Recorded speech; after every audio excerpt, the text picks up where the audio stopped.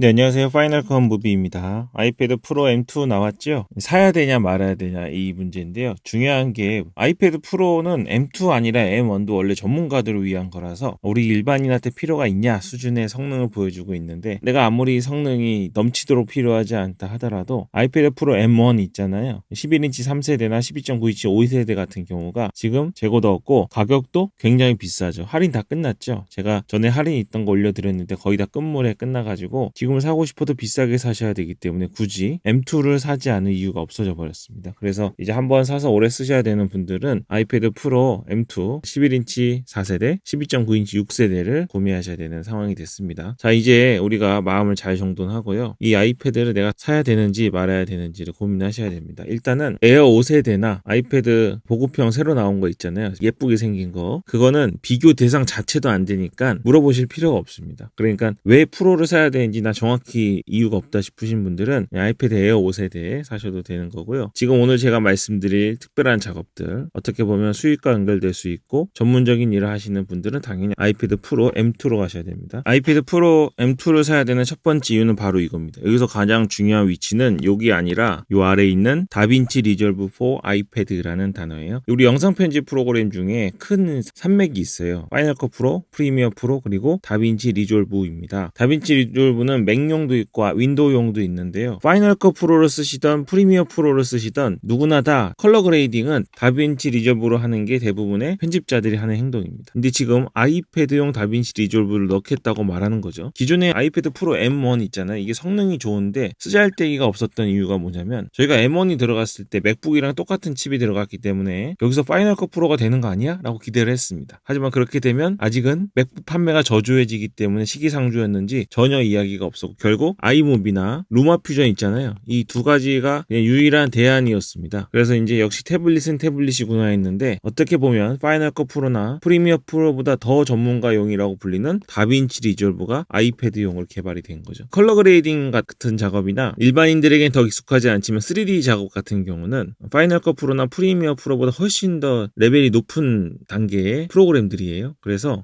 이걸 돌리기 위해서는 M2 정도는 돼야 안정적으로 돌릴 수 있었나 봅니다. 어찌되었든 이번에 다빈치 리졸브가 나오면 M2의 성능을 이번에야말로 확실하게 쓸 수 있는 아이패드 프로가 될 거고요. 오히려 아이패드 프로 M1 있잖아요. 이게 쓸 데가 없었죠. M1의 성능을 사용할 만한 앱이 없어가지고. 근데 이번에 다빈치 리졸브를 돌리기에는 M1은 버겁고 M2로 충분히 컬러 그레이딩을 할 수 있는 상황이 올 것 같습니다. 물론 컷 편집이나 효과 넣는 거는 아이패드에서는 한계가 있을 거예요. 요건 제가 잠깐 뒤에 말씀드릴 텐데, 요것마저 돼버리면 정말 맥북을 대체할 수 있는 게 될 것 같습니다. 또 한 가지는요. 네, 바로 화면에 보이는 이 스테이지 매니저라는 기능입니다. 스테이지 매니저가 지금 영상에 보시는 것처럼 왼쪽에다가 사용하는 것들을 표시해 놓고 돌아가면서 쓰는 방식이거든요. 이게 도대체 무슨 관련이 있냐, 아이패드에 뭐 새로운 모양이 변하냐라고 생각하실 수 있지만, 충격적인 게 뭐냐면, 제가 지금 맥북 프로 M1 프로 쓰고 있잖아요. 요번에 맥OS 업데이트 되면서 스테이지 매니저 기능이 들어갔거든요. 그래서 지금 화면에 보이는 요 모양 있죠. 요 모양이 아이패드에서 구현되는 모양이랑 맥에서 구현되는 모양이 똑같습니다. 이게 지금 제가 딱 드는 생각이, 이젠 정말로 맥이랑 아이패드가 같은 프로그램, 같은 OS를 쓰게 되지 않을까라는 생각이 들 정도로 비슷해지고 있어요. 그리고 만약에 다빈치 리졸브뿐만 아니라 맥에서만 전용으로 사용하던 앱들을 점점 아이패드 프로 M2에서 사용할 수 있으면, 사실 이번에 M2를 구입하는 것 자체가 휴대성이 필요한 사용자에게는 맥북을 구입하지 않아도 될 정도의 좋은 선택이 될 수도 있다는 생각이 딱 들더라고요. 그래서 이번 설정창도 맥북이랑 아이패드랑 아이폰이랑 완전히 맞춰가지고 이제는 정말 모두가 같은 OS를 쓰는 것 같은 느낌이 들 정도로 가고 있습니다. 그리고 이번에 또 하나의 어마어마한 업데이트가 있었는데요. 이전에 아이패드 프로 M1 있잖아요. M1의 경우에는 이 M1 디스플레이 자체는 굉장히 좋았어요. 그때도 HDR 밝기에 영상을 재생할 수 있었습니다. 근데 문제는 뭐냐면, 아이패드 자체에 있는 영상을 재생할 때는 HDR로 됐지만, 우리 지금 가장 많이 사용하는 게, 저도 그렇지만 사이드카하고 유니버셜 컨트롤을 엄청 쓰거든요. 근데 유니버셜 컨트롤은 그냥 너무 신기하고 편의 기능이긴 한데요. 사이드카를 했을 때 문제가 있습니다. 사실 제가 맛집 유튜브를 운영할 때 아이폰 13부터 HDR 영상으로 촬영하고 편집해서 업로드 했는데, 그거를 하다가 다시 일반 렉 709 영상을 올린 이유가 뭐냐면, HDR은요